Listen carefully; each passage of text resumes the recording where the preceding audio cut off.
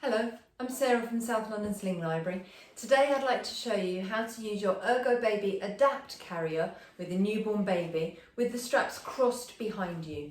You might find this useful if you're petite or quite slender, or perhaps when you wear the carrier with rucksack style straps, you either struggle to reach the back clip behind you or you just don't feel like you've got a very good fit.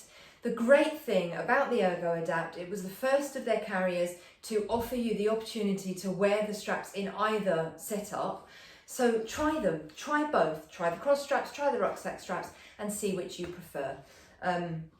Why not? It gives you the choice, take those options. So first things first, we're going to make sure your carrier is set up for a newborn and then I'm going to show you how to cross the straps.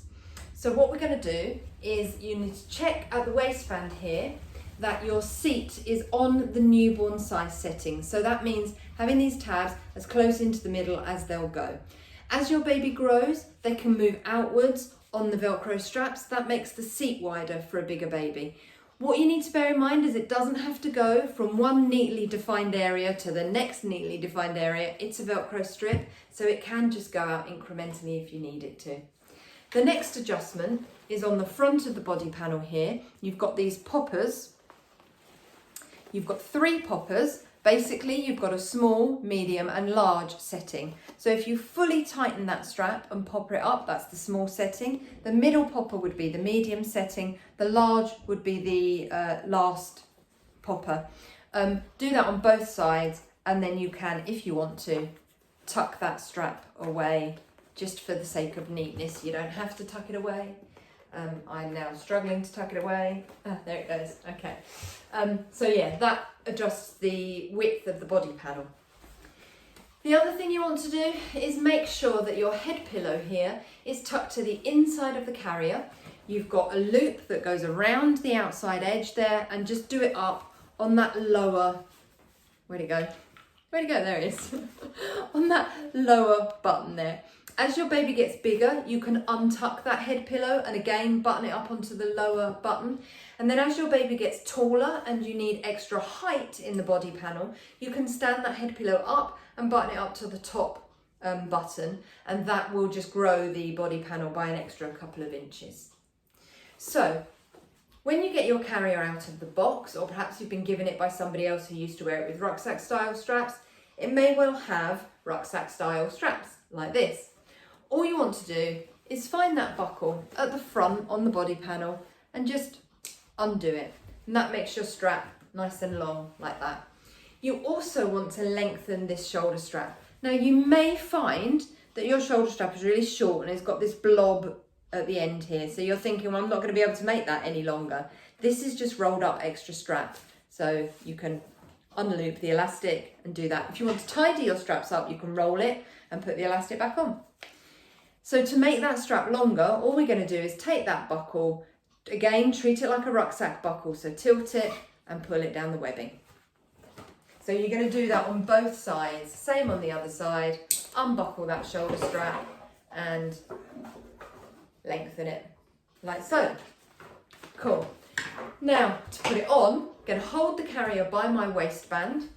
I'm going to flip that waistband in towards me, and because I'm carrying a newborn today, I'm going to put this carrier nice and high on my body.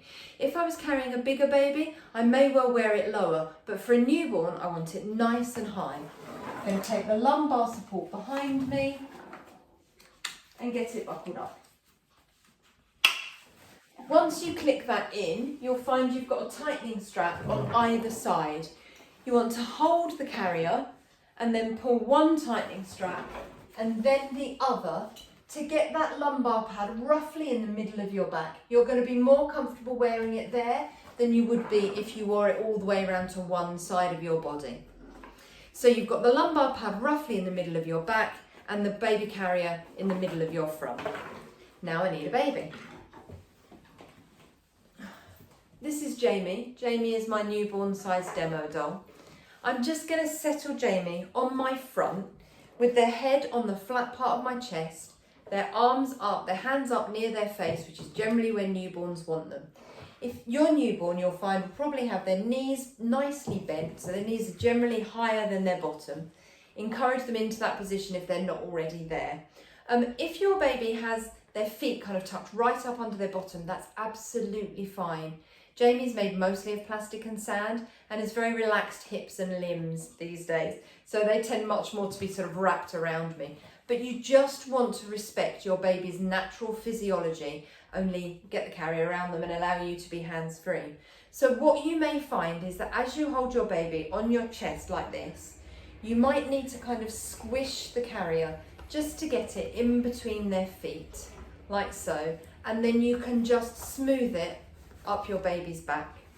And by putting that waistband nice and high, then the carrier rolls down under their bottom and up and just nicely rests in the nape of their neck there. And then we're just going to pop straps over shoulders like so.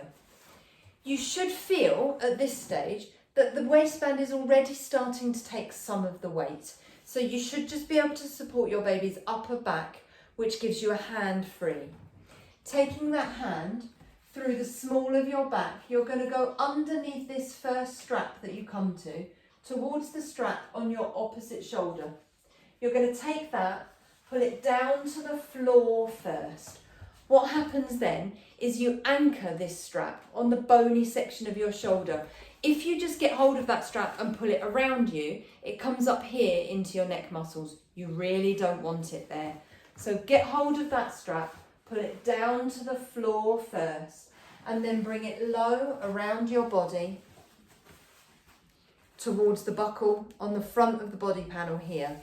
And I'm just gonna clip that into there and then pull backwards to tighten. Excuse me, Jamie. There you go. Then I'm going to swap the hands supporting the baby. I'm going to do exactly the same on the other side. So my free hand goes through the small of my back to the strap on my opposite shoulder.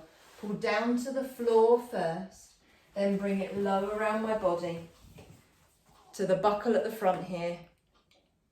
Clip it in and pull backwards to tighten. If you feel like it feels a bit flappy here still, you've done a good job of tightening here, but it still feels loose here. The best way to deal with extra slack in your straps is just to get hold of the slack here, push it backwards behind you.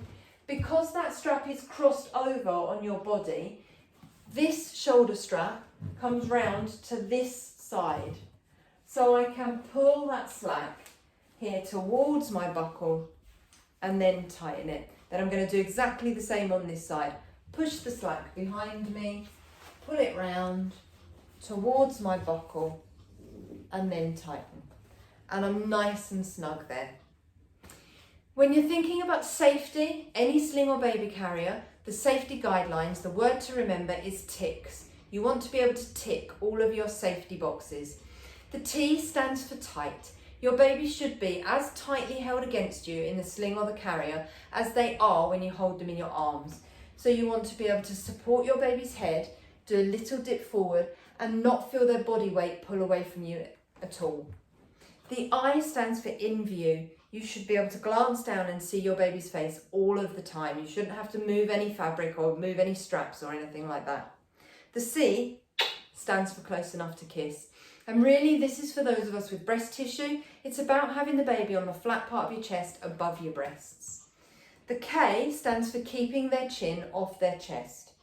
So if you do the ugly double chin maneuver, you should be able to see the top half of your baby's face. The S stands for supported spine. If you put a hand on the baby's back and lightly press, they don't have extra room to kind of get closer to you, uncurl or sit up. And that means they don't have space in the sling that they could slump into, put their chin on their chest and close their airway. To take the baby out, I'm just going to support their weight. I'm going to find the buckle at the front there, squeeze the sides and it undoes. And then I can do exactly the same on the other side. And then I can just peel the carrier from the baby. If you are not going to take the carrier off completely, say for example you just need to change the baby's nappy and then they're going back in the sling because you're leaving the house, you may want to catch your straps. Just because you've been wearing them crossed behind you, when you take the carrier off, they are long straps, they could be a trip hazard. So get hold of your straps, hold them together, just tuck them in your waistband like that. And by doing that, they're then not dangling down in front of you, they're not going to trip you over and kill you. I hope that helps. If you'd like to borrow an ErgoBaby Adapt or any of our other slings or baby carriers, or you're looking for more information about how the sling library works, you can find our website at southlondonslings.co.uk.